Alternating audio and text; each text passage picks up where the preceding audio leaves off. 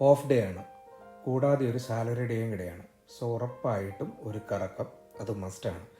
നീതുവിൻ്റെ പുതിയ മൊബൈലിൽ ഫുട്ടേജുകളൊക്കെ വ്യത്യസ്തമായിട്ട് എടുക്കാനുള്ള പരിശ്രമത്തിൻ്റെ ഭാഗമായിട്ട് ചെയ്തു വെക്കുന്ന ചില കുസൃതി പണികളാണ് നിങ്ങൾ ഈ കാണുന്നത്. എന്താണെങ്കിലും മെൽറോസിൽ നമ്മളെത്തി. നമ്മളവിടെ നിന്നും ബസ്സിന് വെയിറ്റ് ചെയ്ത് ബസ്സിൽ കയറി നേരെ ഗാല ഷെയ്ഡ്സിലേക്കാണ് വെച്ച് പിടിക്കുന്നത്.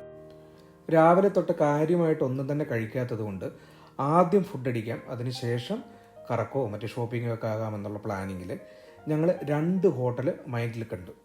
ഒരെണ്ണം ഞങ്ങൾ ഓൾറെഡി പോയിട്ടുള്ളൊരു ഹോട്ടലാണ്, 1937 എന്ന് പറഞ്ഞിട്ടുള്ളൊരു നേപ്പാളി റെസ്റ്റോറൻറ്റ്. അതല്ലാതെ മറ്റൊരെണ്ണം ബോർഡേഴ്സ് ഹോട്ട് ക്യൂസിൻ, അത് ഞങ്ങൾ ഇതുവരെ ട്രൈ ചെയ്തിട്ടില്ലാത്തൊരു ഹോട്ടലാണ്. സോ ഞങ്ങൾ കൺഫ്യൂഷനിലായി. അവസാനം നമ്മൾ നാട്ടിലൊക്കെ ഈ പറയുന്നതൊക്കെ കൺഫ്യൂഷൻ വരുമ്പോൾ കാണിക്കുന്ന പോലെ 2 വിരൽ പിടിച്ചിട്ട് അതിനകത്ത് ഒരു വിരൽ തൊട്ട് നോക്കിയപ്പോൾ ബോർഡേഴ്സ് ഹോട്ട് ക്യൂസിനിലേക്ക് പോകാനാണ് കാണിച്ചത്.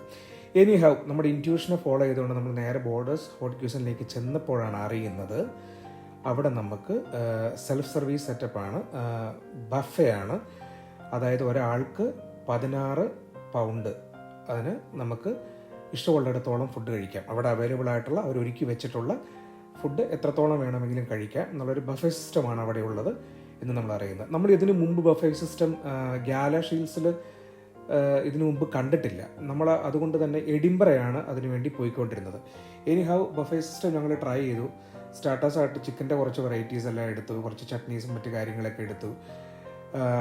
ഇവിടുത്തെ നാൻ ഭയങ്കര സെറ്റപ്പാണ് കേട്ടോ. കാരണം ഈ സാധാരണ നമ്മുടെ നാനൊക്കെ മേടിക്കുമ്പോഴേക്കും അത് പാക്കറ്റ് നാനൊക്കെ ആയിരിക്കും അവർ തരുന്നത്. പക്ഷേ ഇവിടെ അവർ നല്ല വലിയ നാൻ, നല്ല ഒറിജിനലി ഉണ്ടാക്കി. ഞങ്ങൾ ഗാർലിക് നാനാണ് ഓർഡർ ചെയ്തത്.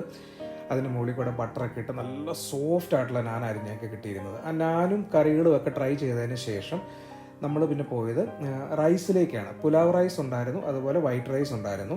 അപ്പോൾ അതിൻ്റെ കൂടെ നമ്മൾ ചിക്കൻ്റെ ഒരു ഗാർലിക് കറി ഉണ്ടായിരുന്നു, പിന്നെ ചിക്കൻ്റെ ഒരു ഷെഫ് സ്പെഷ്യലായിട്ടുള്ള ബുന എന്ന് പറഞ്ഞിട്ടുള്ളൊരു കറി ഉണ്ടായിരുന്നു. പിന്നെ കുറച്ച് ദാലും പപ്പടമൊക്കെ എടുത്താണ് നമ്മൾ കഴിച്ചത്. അതിനുശേഷം നേരെ ഈ ചോക്ലേറ്റിൻ്റെ ഒക്കെ സെക്ഷനിലേക്ക് പോയി. ഐസ്ക്രീംസ് ഉണ്ട്, സ്പോഞ്ചസ് ഉണ്ട്, ചോക്ലേറ്റ്സ് ഉണ്ട്, എല്ലാം ട്രൈ ചെയ്തു. ഫുഡൊക്കെ കഴിഞ്ഞതിന് ശേഷം ഞങ്ങൾ കുറച്ച് അതിലേക്കും കറങ്ങി നടന്നു. അവസാനം ഞങ്ങൾ അസ്ഡയിലേക്ക് സ്ഥിരം ഷോപ്പിങ്ങിനായിട്ട് തിരിച്ചു.